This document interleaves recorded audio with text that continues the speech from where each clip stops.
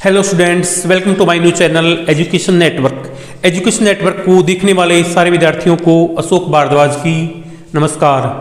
विद्यार्थियों, हमारा टॉपिक चला हुआ सी भाई 6 स्टैंडर्ड की बुक, इतिहास की हिस्ट्री की बुक है, उसका सेकंड लेसन है वैदिक पीरियड। इसकी मैं 2 क्लास ऑलरेडी ले चुका हूँ। आज की हमारी ये 3rd क्लास है।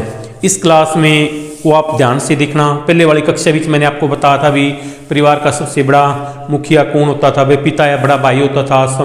वो उसको जो कुलप कहा जाता था। समाज कुलों में, विषयों में, इनमें बटे होते थे, कई कुलों को मिलाकर गांव बनते थे। और क्या भाई देश के लिए किसका राष्ट्र शब्द का प्रयोग किया गया था। कुछ इस तरह के जो इंपॉर्टेंट पॉइंट है मैंने आपसे लास्ट वाली क्लास में डिस्कस की थी। आज मैं आपके लिए कुछ और मोस्ट इंपॉर्टेंट क्वेश्चन लेकर इस क्लास में आया हूँ। इस क्लास को, इस कक्षा को आप ध्यान से देखना, इन क्वेश्चनों को रीड करना। If you any doubt about this class, इस क्लास को लेकर आपको कोई डाउट है, कोई किस तरह कोई प्रॉब्लम है, please write in the comment box. Comment box में उसको राइट कर देना। देखो जी, I will not take your more time and come to the point. ज़्यादा समय नहीं लेते ही मैं आपको आज की क्लास को स्टार्ट करने जा रहा हूं। So listen carefully. देखो जी, जन के अधिपति को राजन कहा जाता था कि भाई जन के जो अधिपति थे उसको क्या राजन कहा जाता था। वे निरंकुश होते थे, मतलब निरंकुश होते थे। ठीक है। सभा, समिति और विरत नामक संस्थाएं उस पर अंकुश रखती थी, मतलब उस पर नियंत्रण रखती थी, पर वो बिल्कुल वो नहीं होते थे। उन पर वो क्या अंकुश लगा सकती थी, किस पर? राजा पर।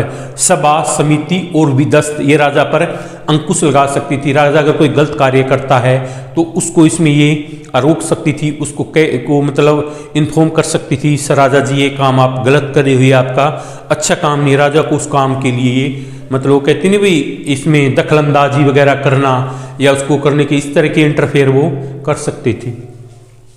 राजा की सहायता के लिए जो राजा होता है, किंग होता है, वैसे तो हेल्पफुल होता है, उसकी हेल्प के लिए पुरोहित, ब्राह्मण और ग्रामीण होते थे।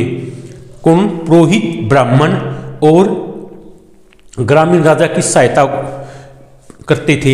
ये राजा और प्रजा के बीच क्या एक कड़ी, एक मध्यस्थ, एक बिचौलिया यानी मिडिल पर्सन का काम करते थे। ये जो प्रजा की प्रॉब्लम होती थी, समस्याएं होती थी, दुख तकलीफ, जो जो कष्ट होते थे प्रजा के, ये राजा के सामने उनको रखते थे।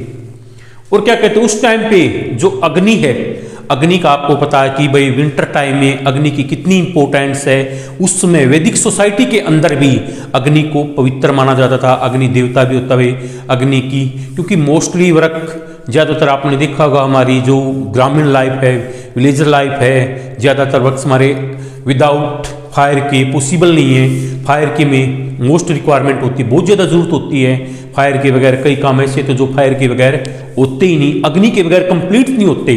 तो उस टाइम पे जो अग्नि की क्या महत्ता थी वो ऋग्वैदिक काल में बताया गया, इसको महत्वपूर्ण माना गया। किसको? अग्नि को। और जो ऋग्वैदिक सोसाइटी थी, जो ऋग्वैदिक समाज था, इसका आधार क्या? सुख परिवार होता था। यानी ऋग्वैदिक सोसाइटी है ना, उसका क्या भाई बेस क्या होता था? भाई ज्वाइंट फैमिली होते थे। आपको पता है कि भाई ज्वाइंट फैमिली का और सेपरेट फैमिली का क्या बेनिफिट है, क्या डिफरेंस है, यू नो वेरी वेल, आपको अच्छी तरीके से पता है, मेरे को बताने की जरूरत नहीं है। तो उसी टाइम पे ऋग्वैदिक समाज में जो ये हमारी सुख, इसका आधार क्या होता था? सुख परिवार होता था। और समाज को अच्छे तरीके से चलाने के लिए, समाज सही तरीके से चलता रहे, इसमें कोई समस्याएं ना आए, इसके लिए किसकी? वर्ण व्यवस्था की स्थापना की गई थी। और जैसे कि कोई भी व्यक्ति अपने काम के आधार पर जाना जाता था, भाई ये इसका ये वैश्य का काम करता है, व्यापार का ये ब्राह्मण है, न सॉरी ये वैश्य है जो इसका व्यापार का करता था। कोई भी मतलब जैसे उसका का ये सफाई वगैरह का करते, इसको शूद्र के नाम से जाना जाता था। जो रक्षा करते थे उनको अक्सर ये, जो वेदों का, धर्म पुराणों का अक्सर ये हवन का, यज्ञ वगैरह का करते थे, उनको ब्राह्मण जाना जाता। कि व्यक्ति अपने कर्मों से जाना जाता था। तो विश्वामित्र कौन थे? एक क्षत्रिय थे, वो क्या? ब्राह्मण बने।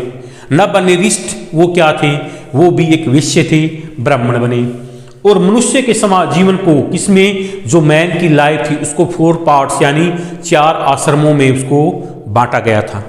आज का जो हमारा ये टॉपिक है यहीं पे फिनिश हुआ। आज की कक्षा आपको कैसे लगी?